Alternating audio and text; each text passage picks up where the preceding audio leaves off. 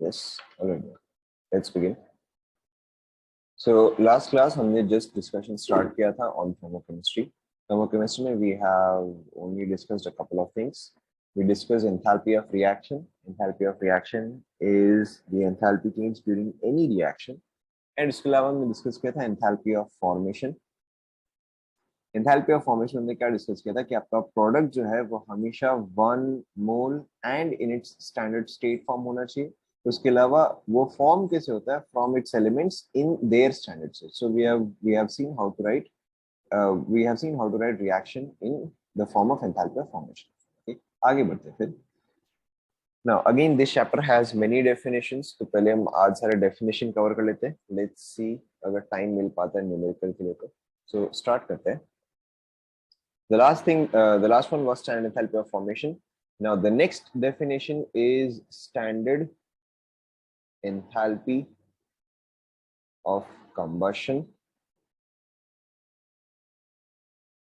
Standard enthalpy of combustion इसको हम कैसे रिप्रेजेंट करते हैं? Delta H. अब क्योंकि स्टैंडर्ड है तो डेल्टा एच नॉट और कंबशन है इसलिए delta H C. Now standard enthalpy of combustion क्या होता है? It is the enthalpy change. It is the enthalpy change when 1 mole of a compound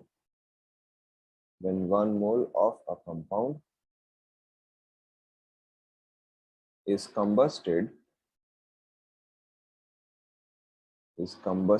in the presence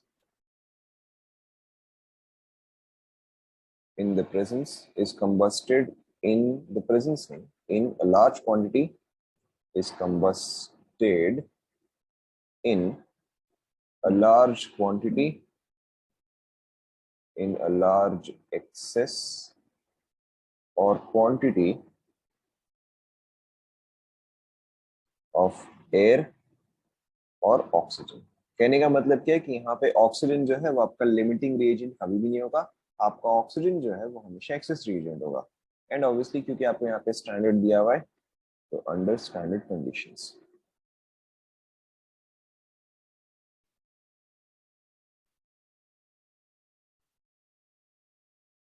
तो कर लो.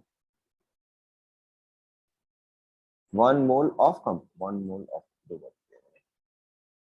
1 mole of compound.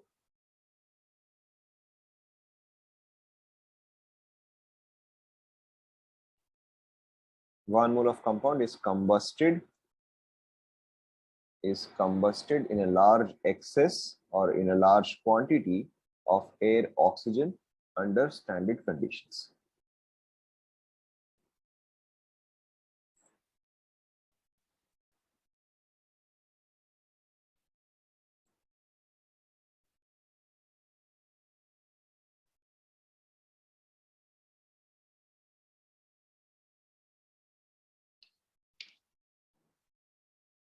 लिख लिया. नाउ किसी भी चीज का रिएक्शन कैसे लिखते हैं वो उसके डेफिनेशन से ही आपको समझ में आ जाएगा. जब हमने फॉर्मेशन लिखा था तो फॉर्मेशन के केस में क्या था कि we had to write 1 mole of product. अब यहाँ पे कंबस्शन है तो जैसे कि सपोज करो अगर मैं कंबस्ट कर रहा हूँ फॉर एग्जांपल CH4 को. Okay for methane. तो CH4 का कंबशन हम कैसे लिखेंगे? CH4 का स्टेट क्या होगा? गैसियस स्टेट होगा. प्लस हम इसको एक्सेस ऑफ ऑक्सीजन में कर रहे हैं. ये मुझे क्या देगा? ये मुझे देगा CO2 प्लस H2O. ओके. अब आप इन सभी का स्टेट एंड इन सभी को आप बैलेंस करोगे. H2O ऑब्वियसली लिक्विड फॉर्म में होगा, CO2 गैस फॉर्म में होगा एंड ऑक्सीजन तो ऑब्वियसली गैस फॉर्म में ही होगा. Now we need to balance this. तो बताओ यहाँ पे क्या आ जाएगा? मैंने आपको मेथड बताया था. CXHY plus X plus Y/4O2 gives you XCO2 plus Y/2 H2O. Okay. तो मुझे बताओ यहाँ पे क्या आएगा? करेक्ट. यहाँ पे 2 आ जाएगा, यहाँ पे 1 एज इट इज एंड यहाँ पे क्या आ जाएगा? यहाँ पर भी आपका 2 आ जाएगा. कॉपी कर लो. ओके. ये तो पर्टिकुलर सिंपल वाला था. नेक्स्ट वाला देखो. सपोज करो मैं अगर आपको दूं लेट्स से C2H6, ओके, इसका आप कंबशन रिएक्शन लिखो।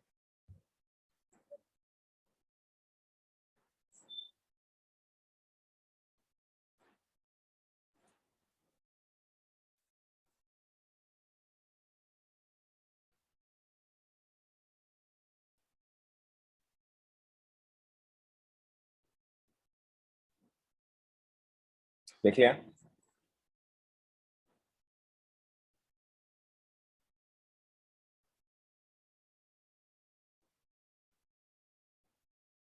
Okay, sorry, not gas liquid. Okay, तो यहाँ पे देखो आपको क्या समझना है। 1 मोल ऑफ कंपाउंड, जैसे फॉर्मेशन में हमेशा 1 मोल फॉर्म कर रहे थे, वैसे ही कंबशन में हमेशा 1 मोल ही लेफ्ट हैंड साइड में रहता है। हम जिसका भी कंबशन लिख रहे हैं वो चीज हमेशा 1 मोल रहेगा, एंड बाकी सबको उसके हिसाब से आप एडजस्ट करते हो। सो यहाँ पर बताओ क्या आ जाएगा, ऑक्सीजन का कोएफिशिएंट क्या आ जाएगा बताओ। हाँ, वापस सोचो। Correct, 2 + 6/4।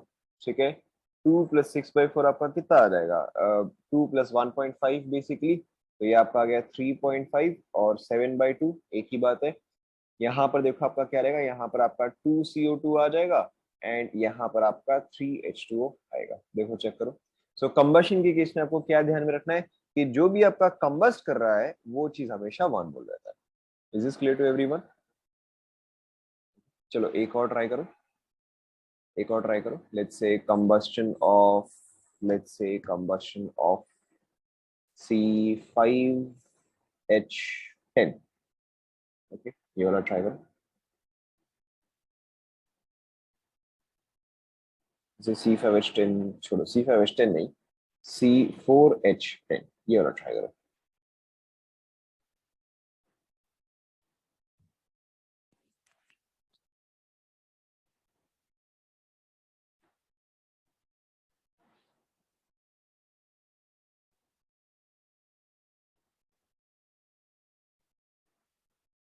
Done, pretty simple. C4H10 plus ये देखो कितना आ जाएगा, ये आपका 6.5O2 gas, giving you 4CO2 gas plus 5H2O liquid. देखो चेक करो, ऐसा आएगा। ओके, नाउ अच्छा, नेक्स्ट वाला आप ट्राई करो, combustion of hydrogen. Okay, combustion of carbon try करो। Carbon not gas, carbon graphite.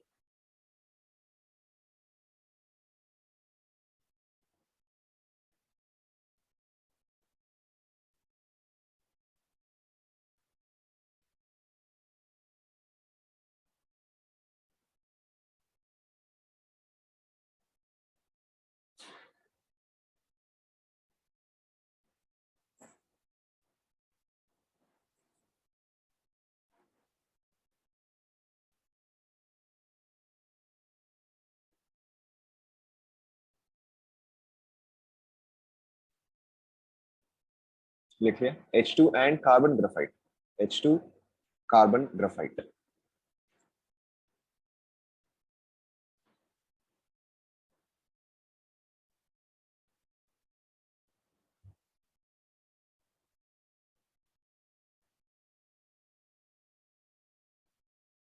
Done, देखो pretty simple. H2 plus O2 gives you H2O liquid. यहाँ पे आपका O2 आ जाएगा, इसको मुझे 1 रखना है, तो ये क्या आ जाएगा, हाफ आ जाएगा। This is half of gas gives you H2O liquid. Okay, हाँ, हाइड्रोजन अलग है, कार्बन अलग है, this is different equations. Okay, ये अलग अलग इक्वेशन है।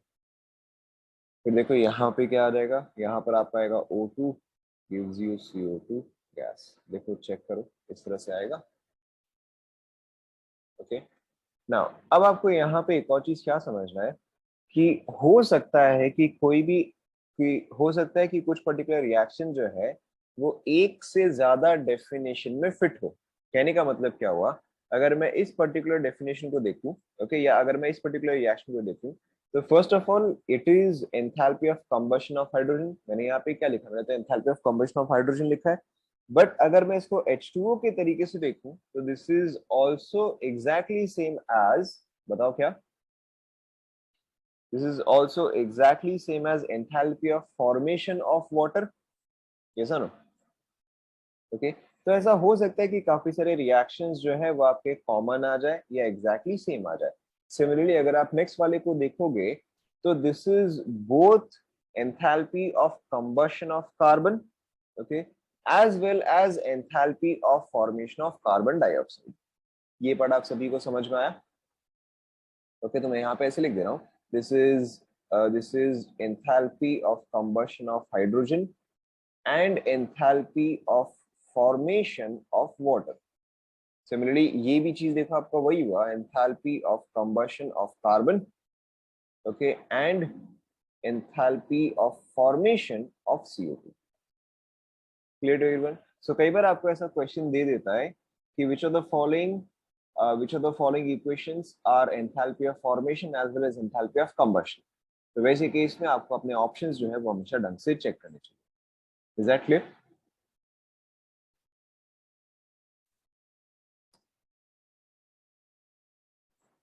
Clear to everyone? Okay. Now आगे बढ़ते हैं.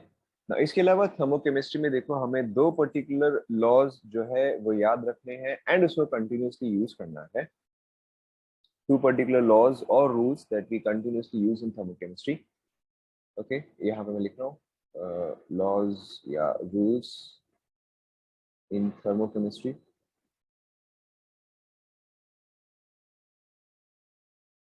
Okay the first law is Lavoisier या Lavoisier, I don't know how to spell it. Lavoisier and Laplace law. Lavoisier and Laplace law ये क्या बोलता है? if a reaction is reversed, then the magnitude of enthalpy enthalpy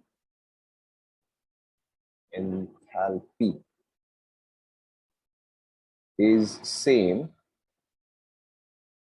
only the sign changes. Okay या फिर इसी चीज को और भी कैसे लिखा जाता है? और if a reaction is reversed, the amount of energy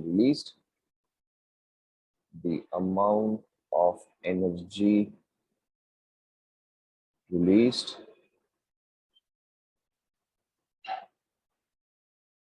is equal to the amount of energy absorbed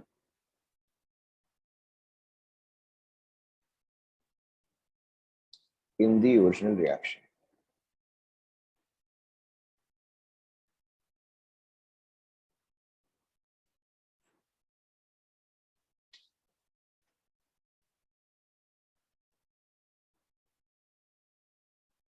Okay. इस पूरे चीज का मतलब क्या है? अगर मेरा रिएक्शन है A goes to B, okay अगर मेरा रिएक्शन है A goes to B and अगर सपोज करो इसका डेल्टा H1 जो है that is let's say +10. Okay तो ये एंटायर डेफिनेशन आपको क्या बोल रहा है कि अगर मैं इसी रिएक्शन को रिवर्स कर दूं कि अगर मैं B goes to A कर दूं तो अब इसका डेल्टा H2 जो है तो क्या हो जाएगा बताओ? करेक्ट ये चीज बस आपका -10 हो जाएगा. ठीक है इस एंटायर डेफिनेशन का एग्जैक्टली इतना सा ही पॉइंट है. कॉपी कर लो.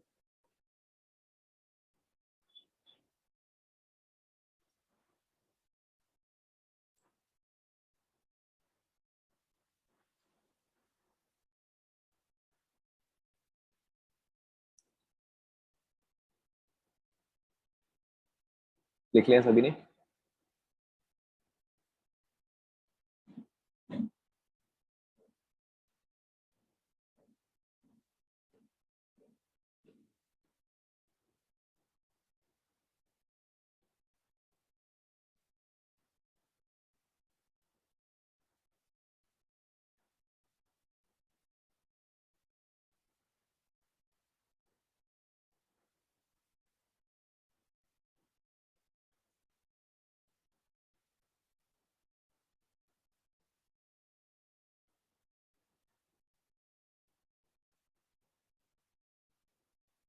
clear? All right. Now, the second law that we most commonly use is Hess law of constant heat summation.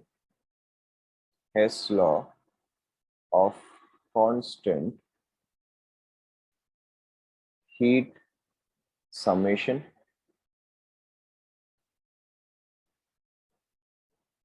Okay. Hess law of constant heat summation क्या बोलता है कि the enthalpy change during a reaction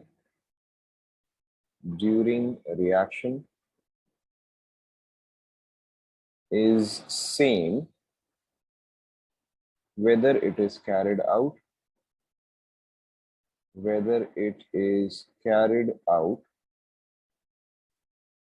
in a single step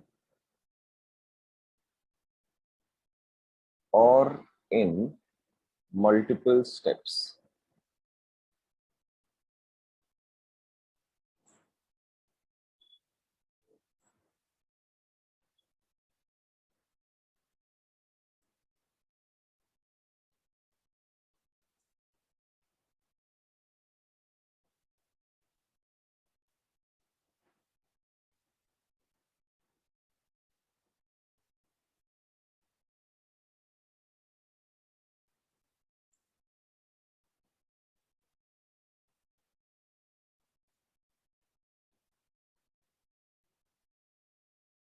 Clear?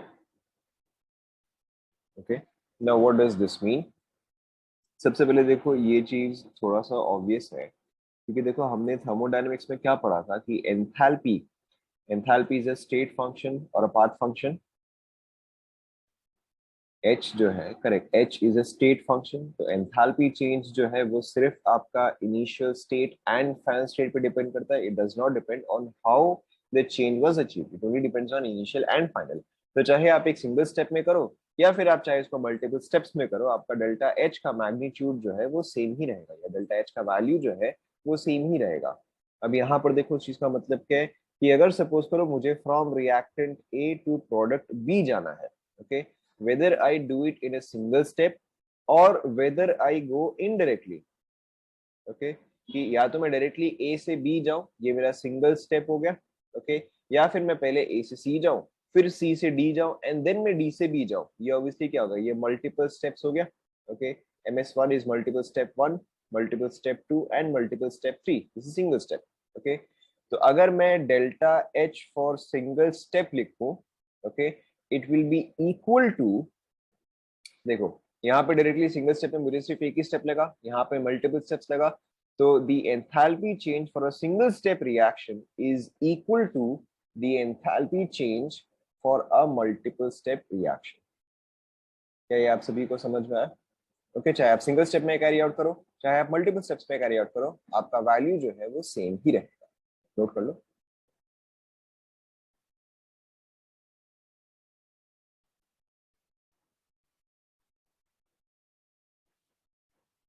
Note कर लिया.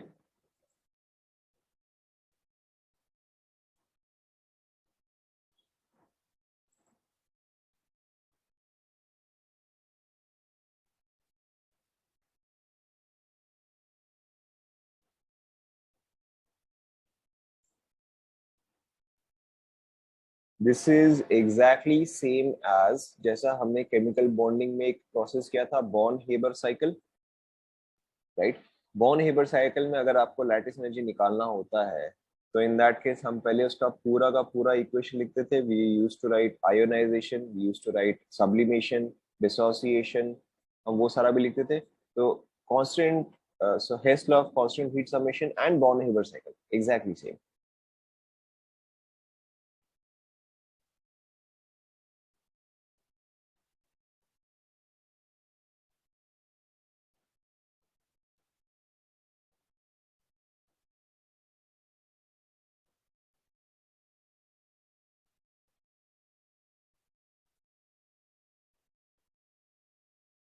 लिख लिया सभी ने?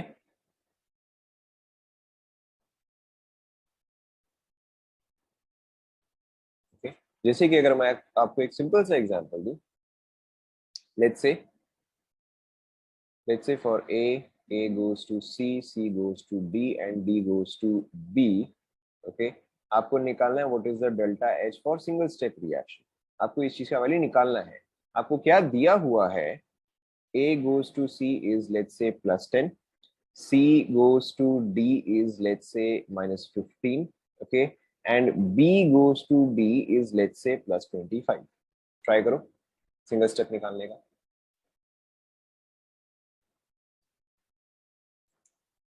ट्राई करो.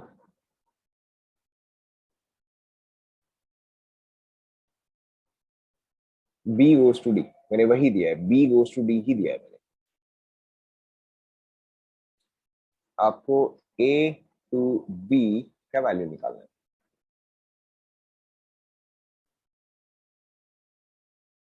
So I have two options. I have एक +20 किसने दिया एंड एक और -30 किसने दिया, एक और -35 भी किसी ने दिया एंड ऑप्शन डी आप सभी को पता है. चेक करें. चेक करें. Pretty simple question. ना यहाँ पर देखो मुझे ए से बी का वैल्यू जो है निकालना है. अब मेरे पास सिंगल स्टेप का वैल्यू तो है नहीं but I can find out indirectly. So A से सी का मुझे वैल्यू कितना दिया हुआ है? 10 दिया हुआ है, +10 दिया हुआ है. सी से डी का मुझे वैल्यू दिया हुआ है -15. ओके, एंड अब देखो मुझे डी से बी नहीं दिया हुआ है, मुझे बी से डी दिया हुआ है. ओके, बी से डी मुझे दिया हुआ है +25. तो डी से बी का वैल्यू क्या हो जाएगा?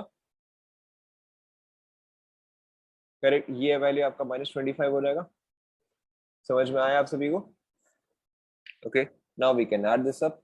सो ये क्या होगा? 10 -15 -5 इन टोटल. -5 + -25 ये कितना रहेगा? -30 हो रहेगा. सो ए से लेके बी तक मेरा वैल्यू कितना रहेगा? -30 आ जाएगा. Is this clear to everyone?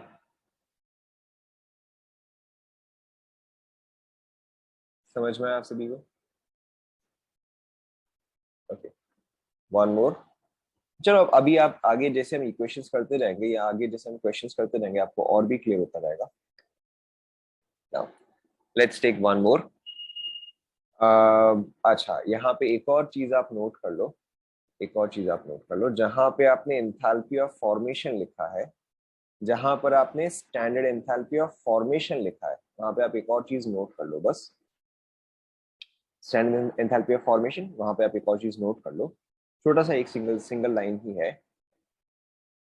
The standard enthalpy of formation, the standard enthalpy of formation of elements, the standard enthalpy of formation of elements in their standard state, the standard enthalpy of formation in their standard state is 0. Okay, the standard enthalpy of formation of elements in their standard state is 0.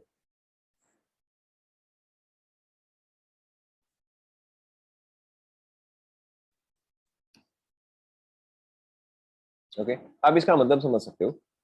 Suppose करो मुझे लिखना है standard enthalpy of formation. Suppose करो I have to write the standard enthalpy of formation of let's say H2. Okay, of let's say H2. तो यानी कि H2 जो है वो फॉर्म हो रहा होगा. ठीक है, H2 में फॉर्म कर रहा हूँ. H2 is forming in a gas form क्योंकि इसका स्टैंडर्ड स्टेट ये होगा. नाउ यहाँ पे एलिमेंट क्या है बताओ? यहाँ पे एलिमेंट ऑब्वियसली H है.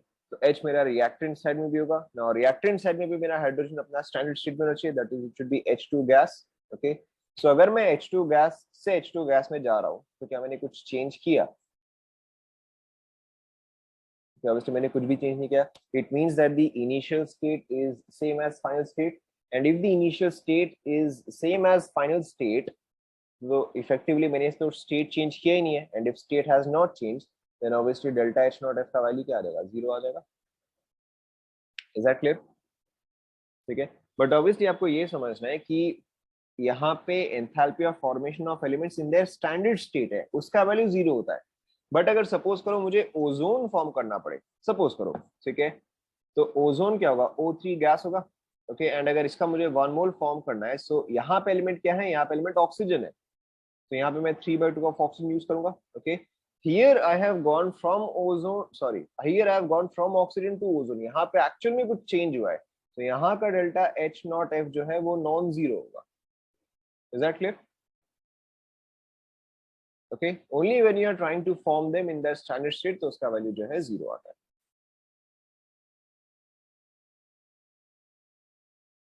लिख लिया सभी ने? Okay, so now we are going to take another example. अब देखो एक्चुअल में थर्मोकेमिस्ट्री में कैसे क्वेश्चंस यूज करते हैं आपको समझ में आएगा। एग्जांपल देखो, find the delta H, find the delta H not R. Delta H not R is delta H of reaction. Reaction जो है कॉमन टर्म होता है, रिएक्शन आप किसी भी चीज के लिए यूज कर सकते हो। Find the delta H not R for the following, for the following. Okay, आपको क्या दिया हुआ है देखो, ध्यान दो। C2H4 gas plus H2 gas gives you C2H6 gas. Okay, आपको क्या डेटा दिया हुआ होगा, let's say given delta H not F for C2H4 is equal to X, for H2 is equal to क्या आएगा बताओ?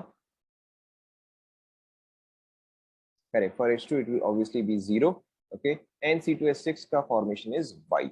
लेट्स से आपको ये डेटा दिया हुआ है, पहले आप एक बार लिख लो।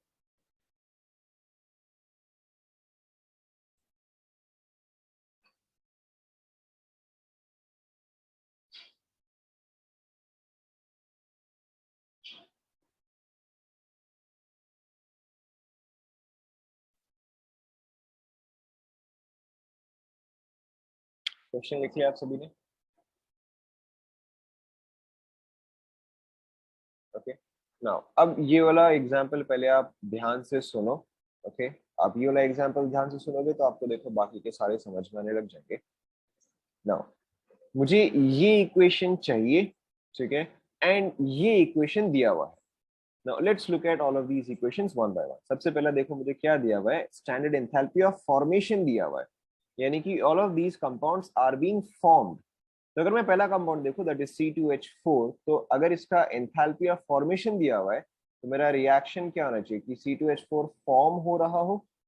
ओके, ना अब इसका कंप्लीट रिएक्शन क्या है, for C2H4 to be formed its elements are carbon and hydrogen. तो अगर मैं इसका फॉर्मेशन का रिएक्शन लिखूं तो बताओ लेफ्ट साइड में क्या आएगा, 2 times carbon graphite, okay, plus 2 times H2 gas. तो ये मेरा एंथैल्पी ऑफ फॉर्मेशन ऑफ ये हो गया, एंड इसका मुझे वैल्यू दिया हुआ है x।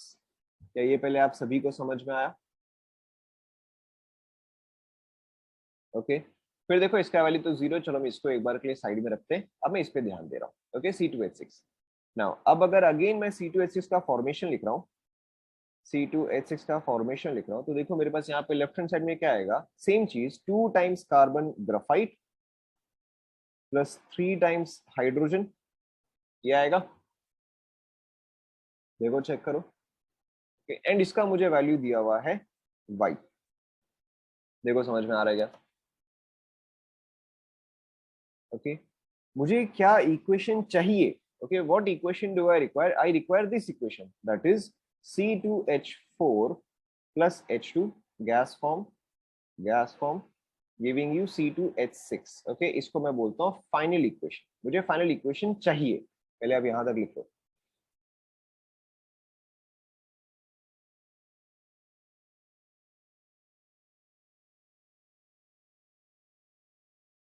लिख लिया सभी ने? ओके, ना आप लोगों ने स्टैंडर्ड 9 10 में मैथ्स में साइमल्टेनियस लीनियर इक्वेशन सॉल्व किया है, ऐसा ना? अगर x plus Y is equal to some value and 3x plus 2y is equal to some value, तो आप x और y का वैल्यू निकाल सकते थे, ऐसा ना? ठीक है, now think of it as exactly that, think of it as simultaneous linear equations, कि आपको x plus Y is equal to something दिया हुआ है and 3x plus Y is equal to something दिया हुआ है। नाउ ध्यान दो, अब इसको अगर मैं बोलता हूँ इक्वेशन 1 एंड इसको अगर मैं बोलता हूँ इक्वेशन 2, ध्यान दो आप सभी, अभी लिखना बंद करो, पहले आप सभी ध्यान दो। आपको ये फाइनल इक्वेशन जो है वो इक्वेशन 1 एंड इक्वेशन 2 से फॉर्म करना है। you have to form equation 1 and equation you have to form final equation from equation 1 and equation 2। अब देखो आप कैसे फॉर्म करते हो, simply look at what is unique। कहने का मतलब क्या हुआ, अगर मैं यहाँ पे C2H4 देखूं तो C2H4 सिर्फ कौन सी इक्वेशन में है, 1 या 2 में? करेक्ट, C2H4 सिर्फ 1 में है, राइट। अगर मैं H2 देखूं तो वो तो दोनों इक्वेशन में है, तो that is not going to help me. Okay, फिर मैं नेक्स्ट देखूंगा C2H6। अच्छा, अब C2H6 कौन सी इक्वेशन में है? करेक्ट, C2H6 सिर्फ सेकंड इक्वेशन में है। पहले ये पार्ट सभी को समझ में आया। Look at what is unique, ठीक है, उससे उससे आपका वैल्यू निकालना जो है काफी इजी हो जाएगा। Now second thing, okay, second thing, अब ध्यान दो। C2H4 जो है ये सिर्फ कौन सी इक्वेशन में था? ये सिर्फ फर्स्ट इक्वेशन में था। ओके, नाउ फाइनल इक्वेशन में मुझे C2H4 जो है वो लेफ्ट हैंड साइड में रिक्वायर्ड है, लेकिन 1 में C2H4 कौन से साइड में है? लेफ्ट या राइट? RHS में है या राइट हैंड साइड में? तो यानी कि मुझे इस इक्वेशन को क्या करना पड़ेगा? रिवर्स करना पड़ेगा। ये नो? ओके, सो यहाँ पे मुझे क्या करना पड़ेगा? मल्टीप्लाइड बाय -1 करना पड़ेगा। Okay, because I have to reverse this equation, so I can multiply it with -1। Now यहाँ पर देखो C2H6 है। Now on the final equation I want it on the right hand side and 1। Okay, इसका coefficient क्या है? यहाँ पे 1 है, आपको देखो आगे समझ में आएगा। In the final equation I want it on the right hand side, and मेरे पास जो इक्वेशन 2 है वहां पर भी C2H6 कहाँ पे? राइट हैंड साइड में। ओके, तो यानी कि इसको मैं किससे मल्टीप्लाई करूंगा? इसको तो मैं 1 से मल्टीप्लाई करूंगा। समझ में आ रहा है? ओके, तो फाइनल इक्वेशन को मैं 2 और 1 से यूज करके कैसे बना सकता हूँ? I can form it by using 2 - 1। ये सुनो, ऐसे आएगा। ओके, एंड अब बाकी के टर्म्स जो है वो जनरली अपने आप बैलेंस हो जाते हैं। ओके, अपने आप जनरली कैसे बैलेंस हो जाते हैं? यहाँ पे 3 हाइड्रोजन है, यहाँ पे -2 हाइड्रोजन हो जाएगा, तो 3 - 2 क्या बन जाएगा आपका? वैसे ही 1 बन जाएगा। Is that clear? ओके, सो देखो अब यहाँ पे आपका जो फाइनल एंथैल्पी है या जो आपका एंथैल्पी ऑफ रिएक्शन है वो अब बताओ क्या आ जाएगा? अगर ये 2 - 1 है तो क्या आ जाएगा यहाँ पे बताओ? करेक्ट, आपका ये चीज y - x आ जाएगा। नोट कर लो।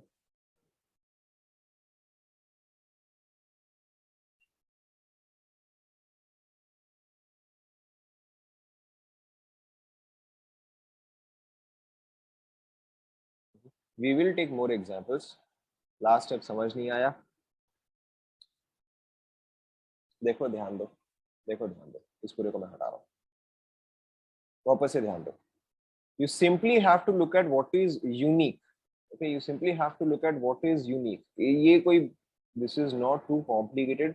Simply look at what is unique and वो चीज लेफ्ट साइड में है या राइट साइड में, इतना ही आपको देखना है। ओके, C2H4 कौन सी इक्वेशन में है? 1 या 2 में है? 1 में है। मुझे रिक्वायर्ड है on the left hand side, but मेरे पास जो दिया गया है वहां पे कौन सी साइड है? मुझे रिक्वायर्ड है on the left hand side, but जहां पे मुझे दिया गया है वहां पे कौन सी साइड में? राइट हैंड साइड में है। Okay, so I will have to reverse this. Okay, इसको रिवर्स करने के लिए क्या करना पड़ेगा? -1 से मल्टीप्लाई कर देता हूँ। ओके, एंड C2H6 जो है मुझे रिक्वायर्ड भी राइट हैंड साइड में है, एंड यहाँ पर है भी राइट हैंड साइड में, तो I can directly add this up, multiplied by 1। Is that clear? तो अब अगर मैं इन दोनों को एड अप करूंगा तो ये क्या आएगा? 2 into 1, तो ये 2 as it is, and 1 into -1, तो यहाँ पे -1 आ जाएगा। क्लियर हुआ? अब अगर तुमको चाहिए कि भाई मैं इसको छोटे बच्चों की तरह और भी सॉल्व करूँ तो ठीक है, देखो फिर अगर मैं इस इक्वेशन को रिवर्स करूँ तो ये चीज क्या बन जाएगा? C2H4 giving me 2 carbon graphite plus 2 hydrogen. Okay, and ये इक्वेशन तो as it is, 2 carbon graphite plus 3 hydrogen giving me C2H6। आप फिर इसको एड अप करो, इसको मैंने रिवर्स कर दिया, अब आप इसको एड अप करो तो क्या बनेगा? C2H4 plus 2 carbon graphite plus 3 hydrogen giving me C2H6 plus 2 carbon graphite plus 2 hydrogen gas. बताओ कौन कौन से टर्म्स कैंसल आउट होंगे?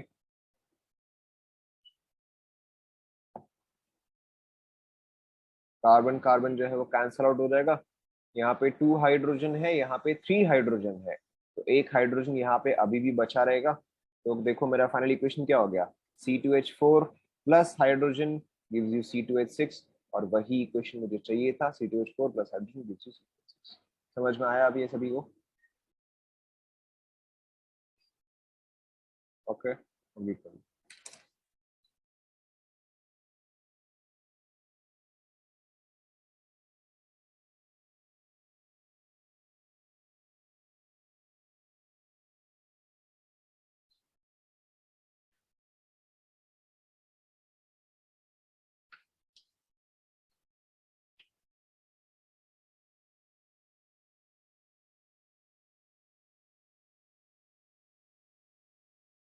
Done.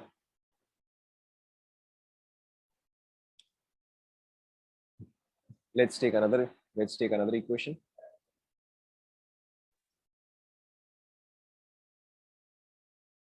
Find delta H naught R for the following. Okay, आपको क्या दिया हुआ है, 2NH3 gas plus 2HCl gas giving you 2NH4Cl solid. Okay, आपको क्या चीज गिवन है, आपको क्या चीज गिवन है, delta H not F for NH3 is equal to X, for HCl is equal to Y, and for NH4Cl is equal to Z। ये वाला आप एक बार खुद से ट्राई करो,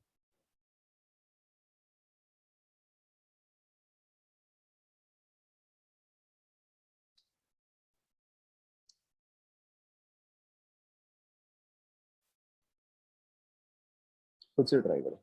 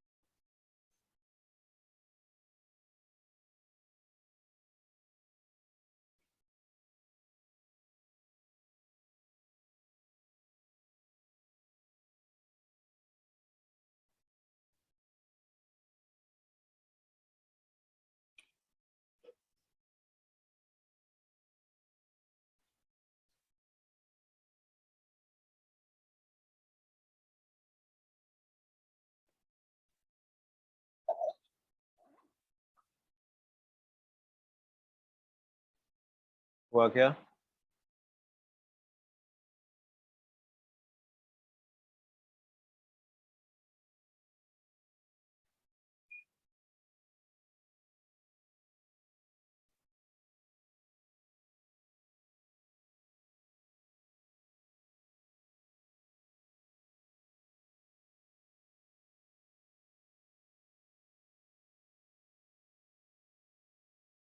थोड़ा टाइम, ठीक है, टाइम लो, ठीक है time. So I have one option, Z minus, आप Z इक्वल टू क्यों कर रहे हो, यहाँ पे Z इक्वल टू थोड़ी ना है, यहाँ पे Z minus X plus five होगा, आप इक्वल टू थोड़ी ना कर रहे हो।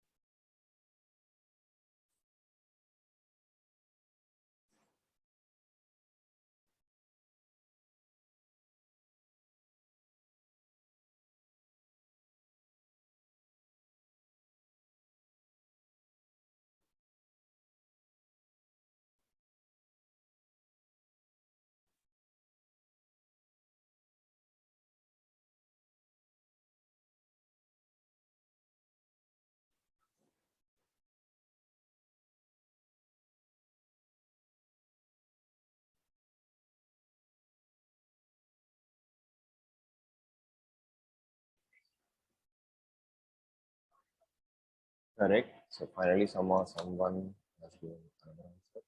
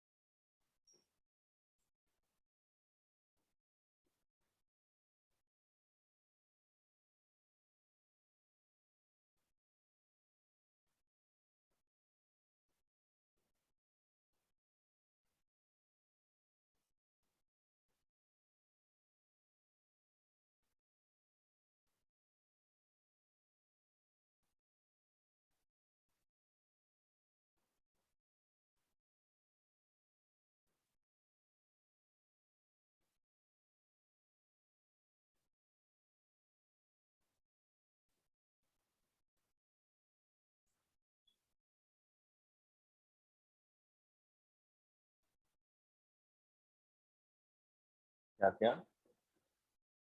But the above reaction, given reaction is not in standard form of formation. हाँ, तो आपको सोच के करना ना. That is what we have to think. कि आप इसको कैसे modify करोगे कि आपको ये final equation मिले.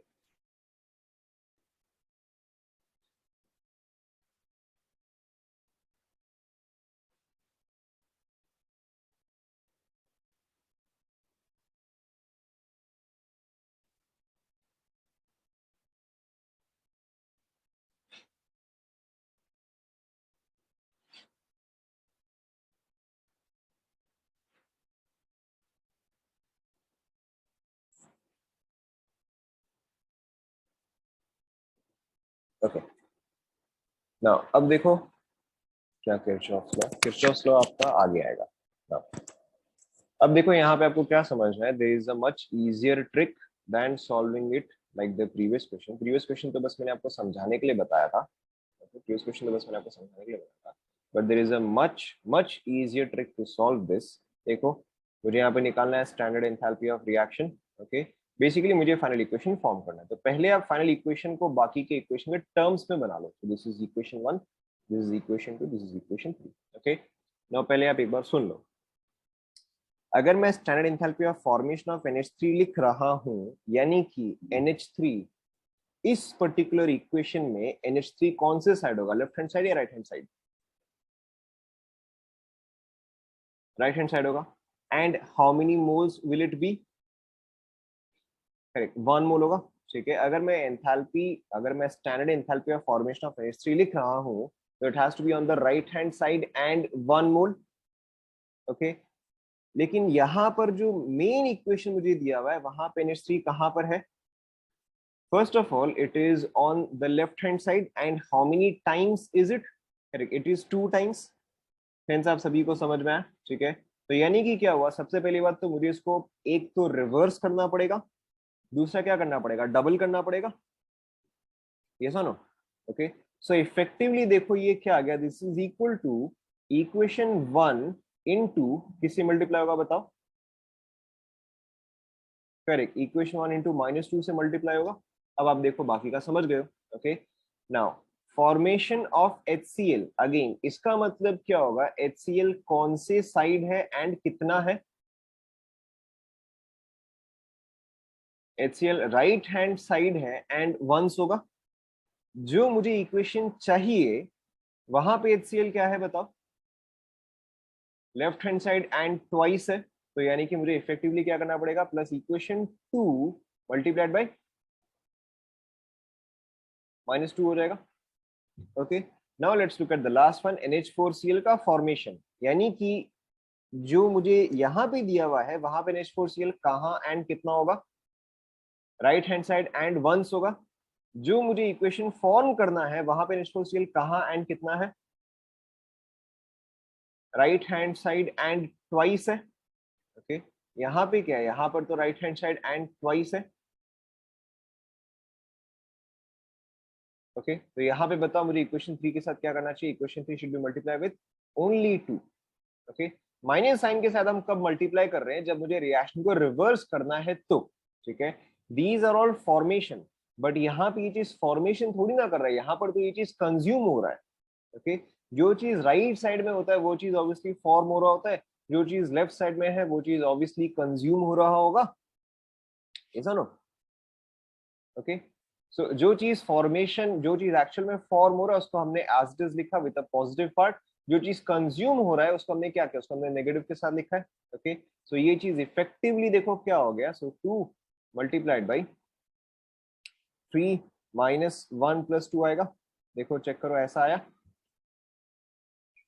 ओके, और effectively what my equation is 2 into Z minus X plus. Okay, check करो।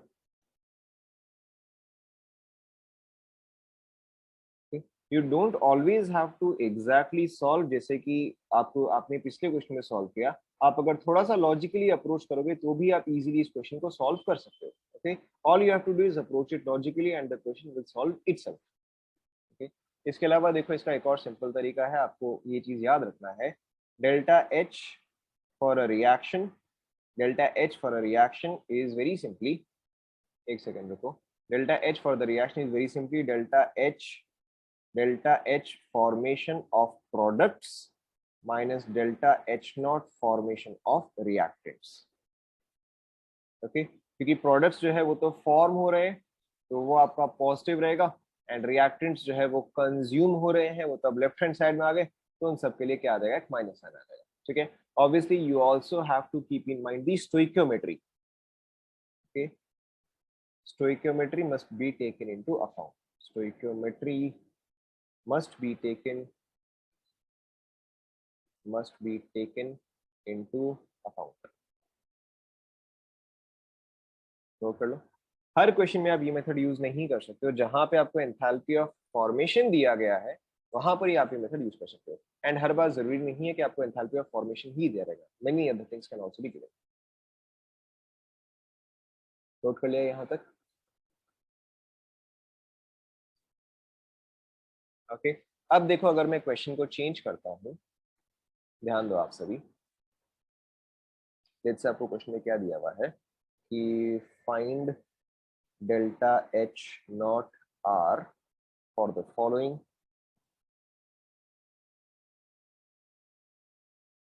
एंड आपको यहाँ पे क्या निकालना है, लेट्स से आपको गिवन है कि आपको निकालना है for C6H6 plus H2 giving you C6H12। एक सेकंड रुको, मुझे इसको बैलेंस करने दो। Let's put this as twice, let's put this as twice, तो ये मेरा आ जाएगा 6, ये मेरा आ जाएगा ट्वाइस। ओके, आपको इस चीज का निकालना है, आपको क्या इंफॉर्मेशन दिया गया है, गिवन डेल्टा एच नॉट सी। अब आपको डेल्टा एच नॉट फॉर्मेशन नहीं दिया हुआ है, डेल्टा एच नॉट सी दिया हुआ है, यहाँ पे सी क्या है बताओ?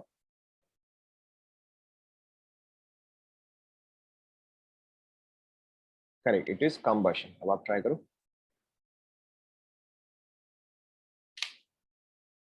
लास्ट टाइम, एक सेकंड तो पहले आप ये वाला क्वेश्चन कॉपी करो।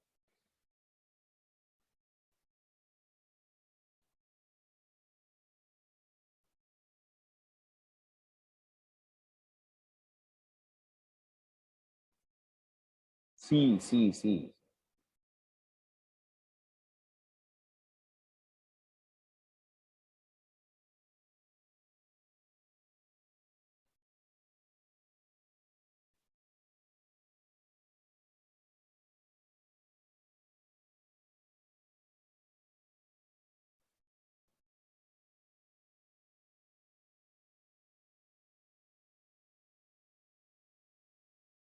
ओके, ये पिछला वाला किसका कंप्लीट नहीं हुआ था, कॉपी कर लो।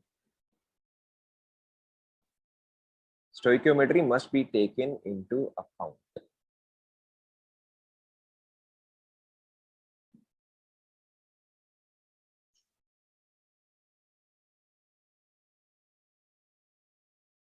ये नोट कर लिया सभी ने?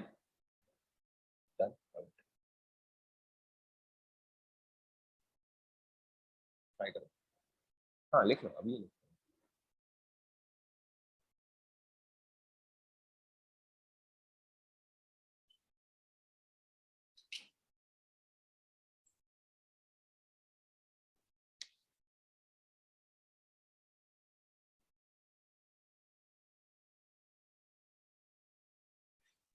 So I have an answer. 2x plus 2y. 2y या 3y? 3y. 3y minus z. Okay, एक और भी किसने आंसर दिया था? 2x plus 2y minus 3z. अच्छा, y नहीं आंसर चेंज करना, 2x plus 6y minus 2z same ही है.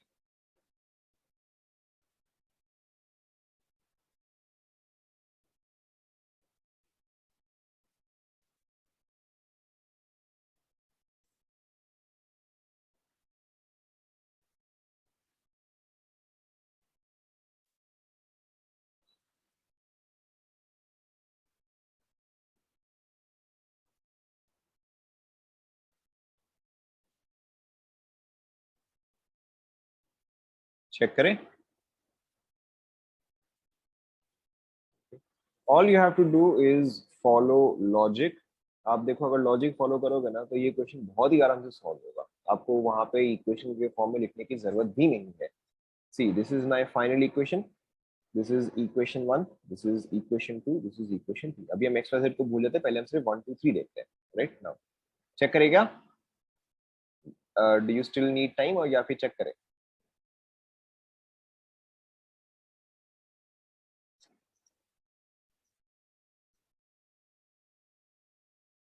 चेक करें. ऑलराइट, देखो. सो फाइनल इक्वेशन मुझे चाहिए. This is my final equation. ये चीज मुझे चाहिए. ओके नाउ, अब देखो, सबसे पहले अगर मैं डेल्टा एच ऑफ कंबशन देखूं C6H6 का. ओके, कंबशन यानी कि ये जो C6H6 है, कौन से साइड होगा? LHS में होगा. एंड कितना होगा? 1 होगा. ठीक है, यहाँ पे ये सब कुछ जो है, क्योंकि सब कुछ ही कंबशन दिया हुआ है मुझे, तो all of these would be on the left hand side and once. Clear? अब बस मुझे इसके हिसाब से इसको बैलेंस आउट करना है, एज सिंपल एज दैट. सो देखो, C6H6 जो फाइनल इक्वेशन है उसमें कहाँ और कितना है? Left hand side and twice है. तो यानी कि मुझे वेरी सिंपली क्या करना पड़ेगा बताओ? मुझे 1 इंटू 2 करना पड़ेगा. ओके, प्लस सेकेंड वाला. अब आप देखो, सेकेंड वाले में देखो, मेरे पास हाइड्रोजन जो है वो on the left hand side and once है, बट फाइनल इक्वेशन में कितना है बताओ? लेफ्ट हैंड साइड एंड 6 है. तो मुझे सेकेंड इक्वेशन को क्या करना पड़ेगा? करेक्ट, मल्टीप्लाई बाय 6 करना पड़ेगा. प्लस, ठीक है, नाउ जो C6H6 है जो गिवन है उसमें कहां और कितना है? LHS में है एंड वंस है. बट जो मुझे रिक्वायर्ड है वो क्या है बताओ? वो RHS एंड ट्वाइस है. तो अब बताओ, मुझे थर्ड इक्वेशन को किस चीज से मल्टीप्लाई करना पड़ेगा? Correct, I have to multiply it with -2. हम खत्म. ठीक है, सो हो तो गया ये. अब देखो, 1 के जगह क्या है? x है. सो x इंटू 2. ओके, और रादर, चलो मैं डायरेक्टली लेता ना, और रादर 2x प्लस ये क्या आ जाएगा? देखो 6y आ जाएगा, और ये क्या रहेगा? -2. अब सभी को समझ में आया? ठीक है, as you can obviously see, it is not that difficult at all. Alright, चलो ठीक है, एक और इक्वेशन ट्राई करते हैं. Okay, find delta H naught R for the following. नहीं, देखो, अच्छा चलो. सो somebody just asked कि यहाँ पर जो डेल्टा एच कंबशन दिया हुआ है, अगर मैं इसको -x कर दूं तो क्या ये डेल्टा एच फॉर्मेशन होगा क्या? Now, it is not always necessary. Why is this not always necessary? चलो, अगर मैं C6H6 का ही केस देखता हूँ. ओके, देखो, अगर मैं C6H6 का ही केस देखता हूँ, तो यहाँ पे मुझे कंबशन दिया हुआ है, यानी कि C6H6 का combustion will be some O2 giving me some CO2 plus H2O. तो अगर मैं इसको रिवर्स करूँ तो मेरा एक्चुअल इक्वेशन क्या बनेगा? तो CO2 plus H2O gives you C6H6 plus O2 बनेगा ना. तो ये थोड़ी ना फॉर्मेशन हुआ, क्योंकि फॉर्मेशन में क्या होता है? सिर्फ एक ही प्रोडक्ट होता है, वो भी 1 होता है, and it is formed from its elements in their standard state. ये तो एलिमेंट्स का स्टैंडर्ड स्टेट नहीं है. क्लियर हुआ? So it is not always necessary. कुछ केसेस में yes, but not in general. Okay, obviously जैसे कि H2 के केस में हो जाएगा, बट ना इसके केस में होगा, ना इसके केस में. क्लियर? नेक्स्ट देखो, so find delta H not R for the following. आपको निकालना है for SO2 plus O2 giving you SO3 as it is, जैसा आपको given है, ठीक है। This is gas form, this is gas form, this is also gas form. Let's say आपको क्या दिया हुआ है, delta H not F for SO2 is equal to A, delta H not F for SO3 is equal to B, and delta H not F for O2 would be,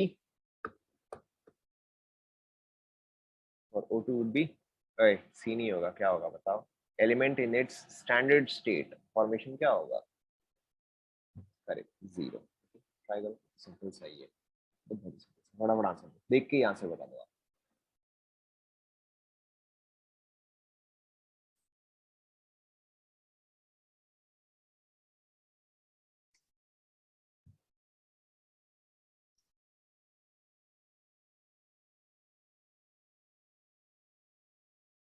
ठीक है, सो A minus B minus B plus minus A minus B।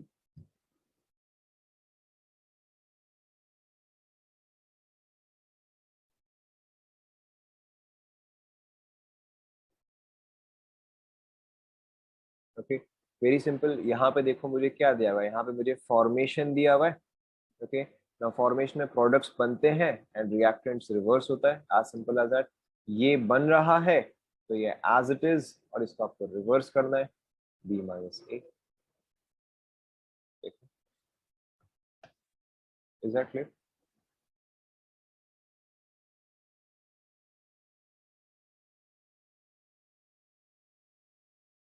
Is that clear to everyone?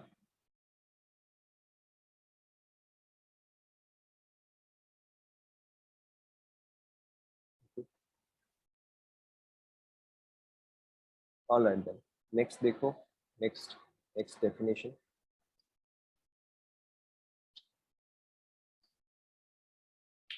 Next definition देखो, next definition is standard enthalpy of neutralization,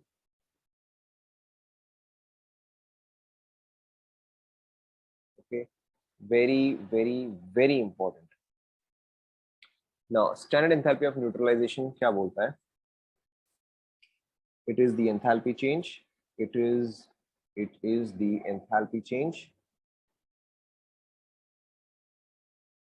when one equivalent, okay, when one equivalent, but कई बार आप books में यहाँ पे 1 mole देखोगे, वो incorrect है।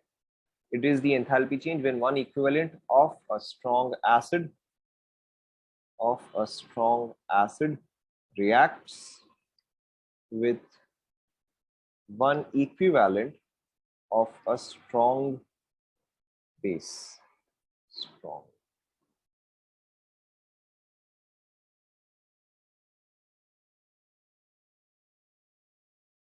it is the enthalpy change when one equivalent of a strong acid reacts with one equivalent of a strong base under standard conditions।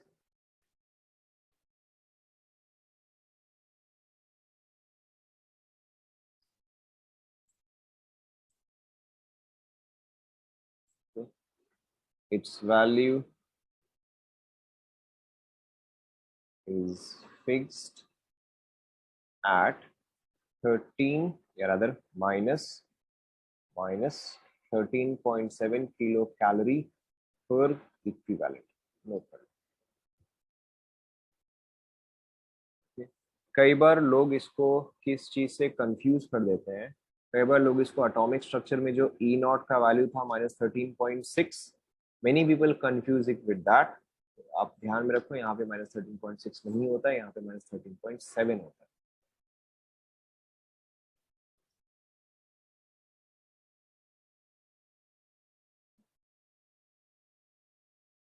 Clear?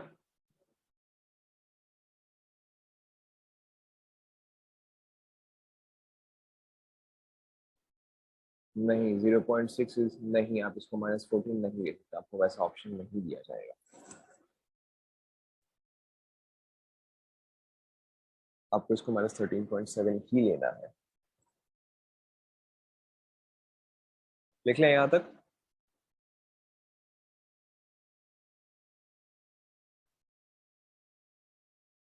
Fraction में कुछ वैल्यू मतलब क्या ध्यान दो अभी। नाउ अब देखो, एक स्ट्रॉन्ग बेस एंड एक स्ट्रॉन्ग एसिड, चाहे वो कोई भी स्ट्रॉन्ग बेस हो कोई भी स्ट्रॉन्ग एसिड हो, उसका वैल्यू हमेशा 13.7 पे क्यों फिक्स्ड है? जैसे कि फॉर एग्जांपल अगर आप एक स्ट्रॉन्ग बेस लेते हो, जो कि मुझे पता है आप क्या बोलने वाले हो, given example of strong base, knowledge लिख ही देते हैं आप क्या बोलने वाले हो। स्ट्रॉन्ग बेस बोला ना लायक हो, NaOH आएगा, HCl is an acid, okay. And अगर एक स्ट्रॉन्ग एसिड बताऊंगा तो ऑब्वियसली आप HCl ही बोलोगे, okay. Now acid and base जब रिएक्ट करते हैं तो ये आपको क्या देता है? Salt and water, okay. Now अब देखो, जब आपका एक स्ट्रॉन्ग बेस एंड एक स्ट्रॉन्ग एसिड रिएक्ट करता है, what is effectively my equation? Now a strong base will completely dissociate in water, yes और नो? सो ये जो NaOH है, this effectively exist as Na plus and OH minus, okay. Similarly ये जो HCl है, this also dissociates completely. आपने ये चीज स्टैंडर्ड 10 में पढ़ा होगा कि स्ट्रॉन्ग बेस या स्ट्रॉन्ग एसिड वो होते हैं जो कि कंप्लीटली डिसोसिएट कर जाते हैं। तो यहाँ पर आपका HCl जो है वो भी आपका कंप्लीटली डिसोसिएट कर जाएगा to give you H plus and Cl minus, okay.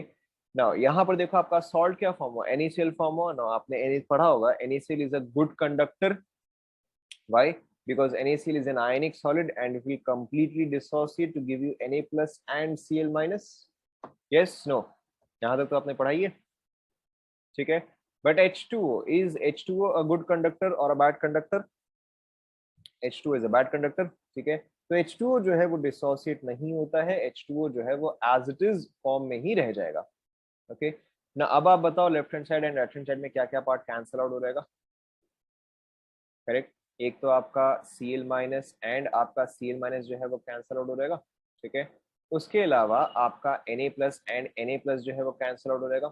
तो मेरा ओवरऑल जब भी एक स्ट्रॉन्ग एसिड एंड एक स्ट्रॉन्ग बेस रिएक्ट करता है, what is my actual overall equation? It is simply H plus and OH minus giving me H2O, okay. Now क्योंकि हर बार strong acid and strong base के केस में मेरा basic reaction जो है वो यही है, इसलिए इसका डेल्टा H का वैल्यू जो है वो भी आपका फिक्स्ड है। Is that clear to everyone? Okay, but आपको यहाँ पे ये समझना है, this is one equivalent. I think हमने इक्विवेलेंट का कॉन्सेप्ट शायद डिस्कस कर लिया था रिडॉक्स में, हमने जब हमने रिडक्शन ऑक्सीडेशन पढ़ा होगा तो हमने वहां पे इक्विवेलेंट का कॉन्सेप्ट पढ़ लिया था क्या? जैसा नो? नहीं? चलो ठीक है, हम अभी कर लेते हैं। चलो ठीक है, हम अभी इक्विवेलेंट का डिस्कशन कर लेते हैं। फर्स्ट ऑफ ऑल आप लोग पहले यहाँ तक कंप्लीट कर लो।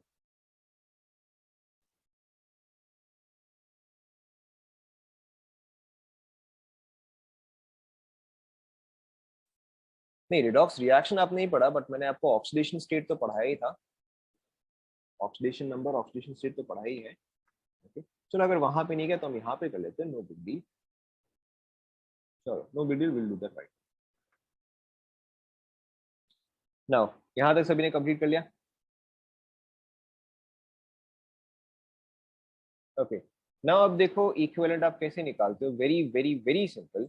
सपोज करो अगर मेरे पास 1 mole of, okay let's say मेरे पास HCl है, H2SO4 है, H3PO4 है, HNO3 एंड लेट्स से, चलो इतना ही काफी है, ठीक है। And I also have, let's say मैं यहाँ पे लिख रहा हूँ, 1 मोल of, let's say I have NaOH, KOH, BaOH twice, FeOH thrice, etc. Whatever, doesn't matter. Now ध्यान दो, अगर मेरे पास 1 मोल ऑफ HCl है, ध्यान दो, तो मेरे H प्लस कितना मिलेगा बताओ? 1 मोल ऑफ HCl मुझे कितना H प्लस दे सकता है? ये तो मुझे 1 मोल ऑफ H प्लस ही दे सकता है, ठीक है। H2SO4 मुझे कितना मोल ऑफ H प्लस देगा? करेक्ट, ये चीज तो मुझे 2 मोल देगा। H3PO4 कितना देगा? ये चीज मुझे 3 मोल देगा, ओके। एंड HNO3 मुझे कितना देगा? ये मुझे 1 मोल देगा, ओके। नाउ यहाँ पर देखो, अब इसका क्या मतलब होता है कि 1 mole of HCl gives me 1 mole of H plus, 1 mole of H2SO4 gives me 2 mole of H plus. तो यानी कि H2SO4 का कैपेसिटी जो है, इवन दो क्वांटिटी सेम है, okay, even though quantity same है, बट H प्लस का जो कैपेसिटी है वो H2SO4 का HCl के कंपैरिजन में कितने टाइम्स है? ट्वाइस है, ऐसा नो? ओके, सिमिलरली अगर मैं H3PO4 का भी सेम क्वांटिटी लूं, that is 1 mole, even then with comparison to HCl it provides me 3 times as much. समझ में आ रहा है सभी को? Okay, so this is basically what is called as equivalent. Okay, so 1 mole of HCl is 1 equivalent, 1 mole of H2SO4 is 2 equivalent. Okay, 1 mole of H3PO4 is 3 equivalent, and 1 mole of HNO3 will be how many equivalents? Okay, ये जो है ये आपका 1 equivalent आएगा. Okay, now similarly जैसे acids के case में H plus होता है, वैसे ही ऑब्वियसली बेसिस के केस में क्या हो जाएगा बताओ? OH minus हो जाएगा. So 1 mole of NaOH will give me 1 mole of OH minus. So this is 1 equivalent. 1 mole of KOH will give me 1 mole of OH minus. This is also 1 equivalent. ये चीज मुझे कितना देगा? ये चीज मुझे 2 मोल देगा. So this is 2 equivalent. And ये चीज मुझे 3 मोल देगा. So this is 3 equivalent. Okay. इसका एक और देखो तरीका क्या है, हम निकालते हैं what something that is called as the n factor. Okay, n factor को आप कई बार शॉर्ट में ऐसे देखोगे NF. ओके, तो n फैक्टर वेरी सिंपली क्या होता है कि कोई भी एक मॉलिक्यूल ऑफ एसिड या बेस, कोई भी एक मॉलिक्यूल ऑफ एसिड या बेस कितने H प्लस या OH माइनस दे सकता है. तो अगर मैं HCl का देखूं तो 1 molecule of this acid can give me how many H plus? Can give me 1.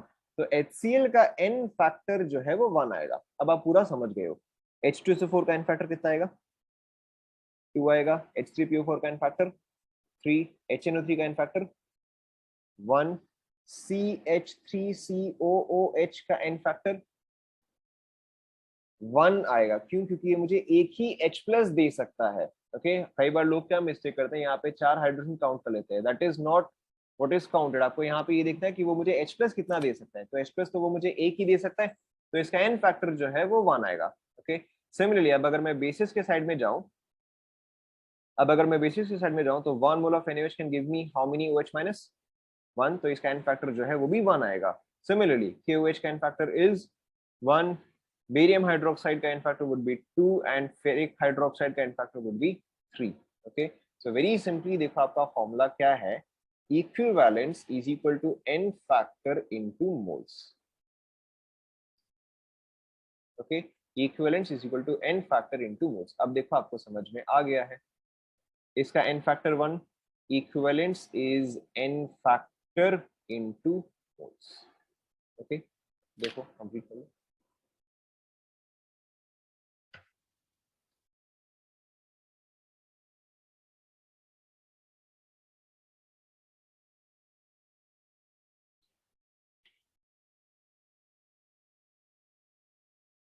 Complete कर लिया? ठीक है, आपने कंप्लीट कर लिया. So we will stop right here. Complete कर लिया तो will stop right here and will continue right from here in the next class. That's it for today. Thank you class.